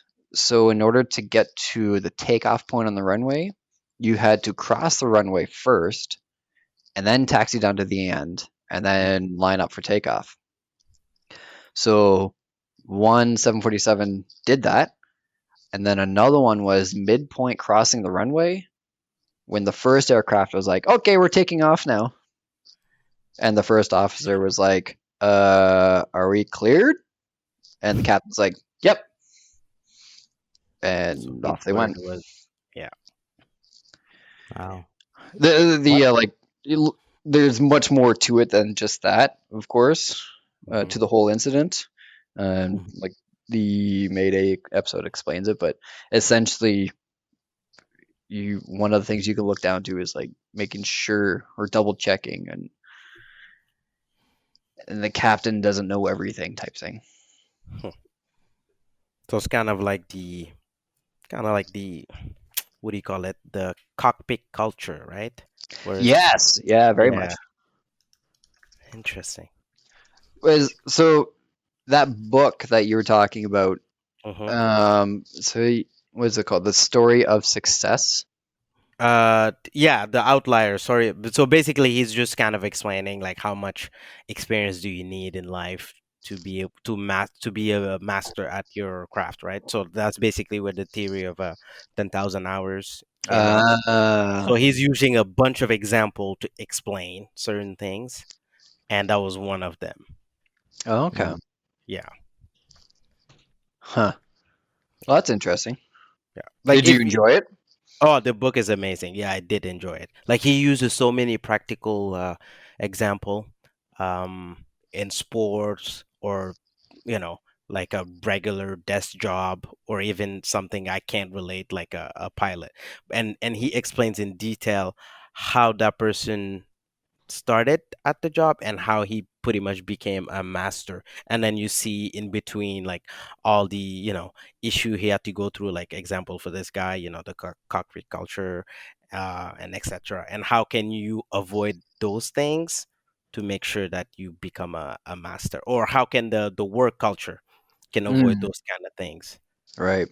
Yeah, good book. Mm. Well, no, a good recommendation. I'm gonna write this Yeah, down right now. and if you're not reading the book, at least read that chapter where he's mentioning basically that Uh, Yeah, I for think sure. he was talking about Boeing 777, if I'm not mistaken.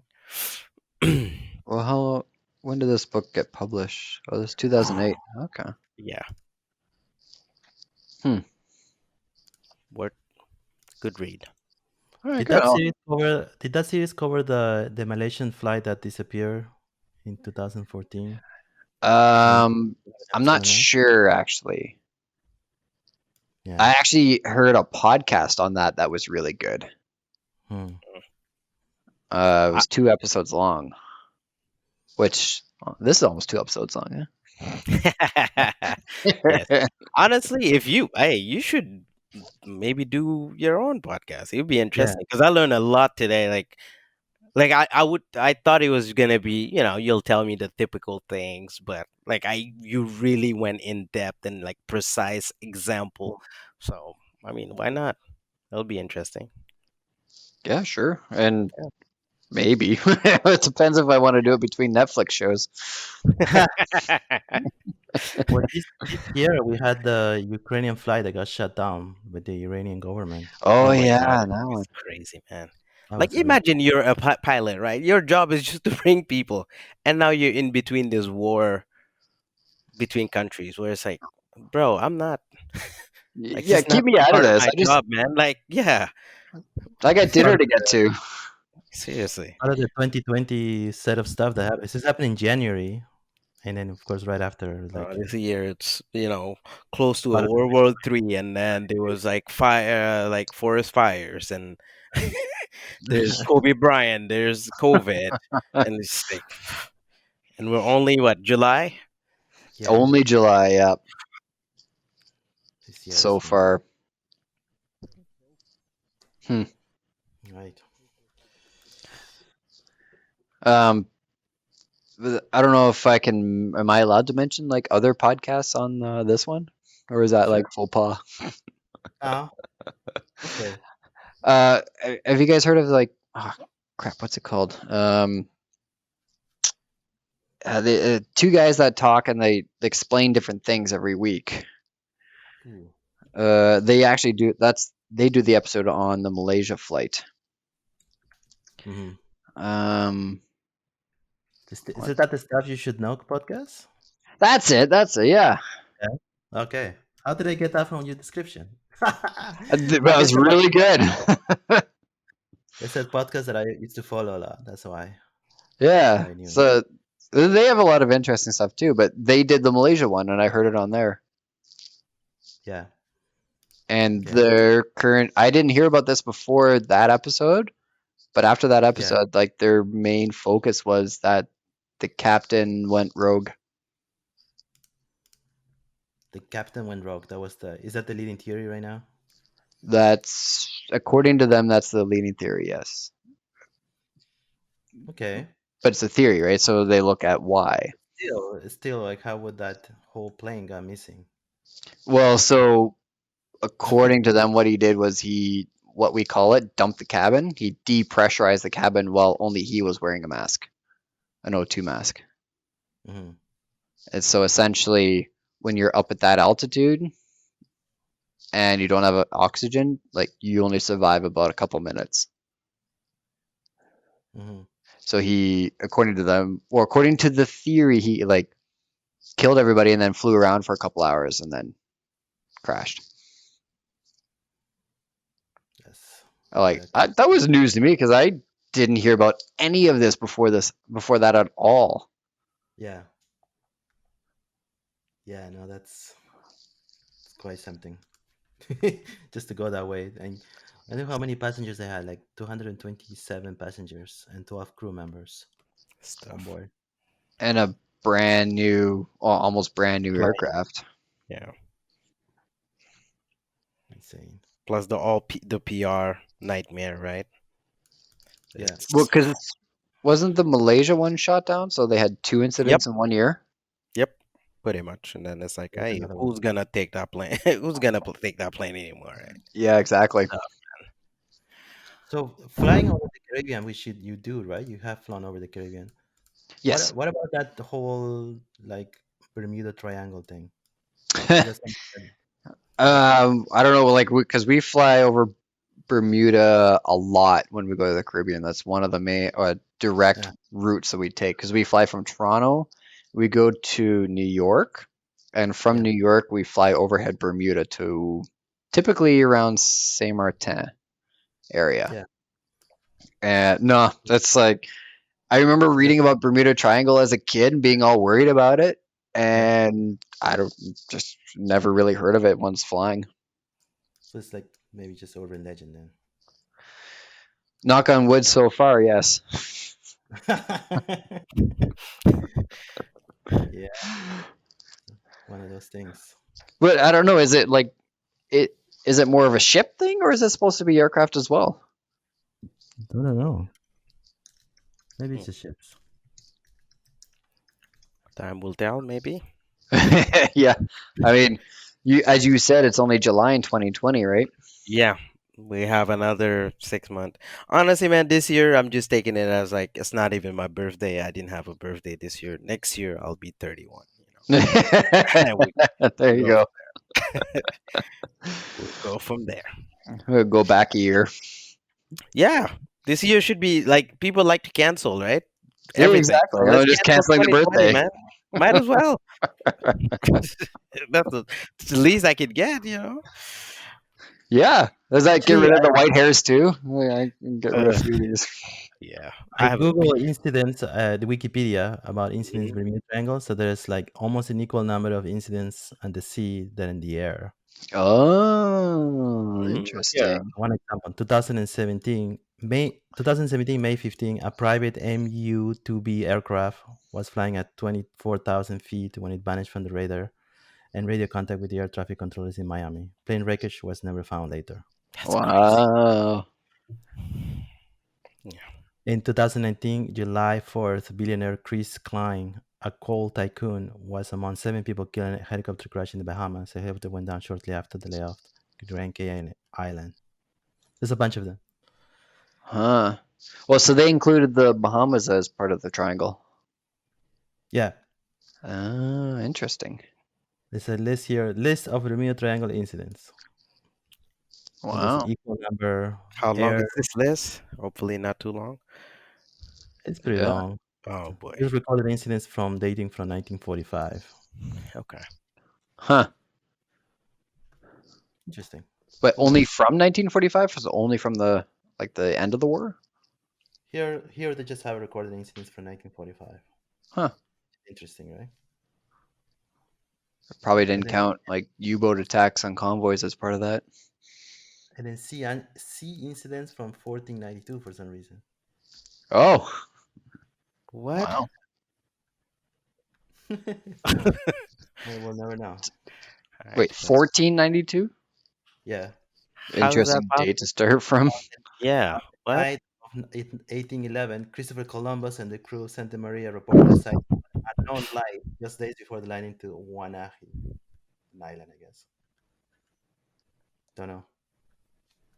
Yeah, let's not get into that rabbit hole. We can end it here. It's fine. That's a whole nother podcast. Oh my gosh. Yeah. I can Two just more talk about episodes. Area 51. Oh, Yeah. All right. So I guess we can thank you for joining us. yes. It's Very been fun informative. getting to know you and hearing about aviation and flying. Because honestly, like I said at the beginning, it's a topic that I knew almost nothing about, and I learned quite a bit. Hmm. So Yeah, that's well, awesome. thanks for the interest. Like as all pilots go, we love to talk about our jobs. And yeah, hopefully we'll get you back on the podcast soon. So, Yeah, that sounds great. yep. Talk about Area 51. Yeah.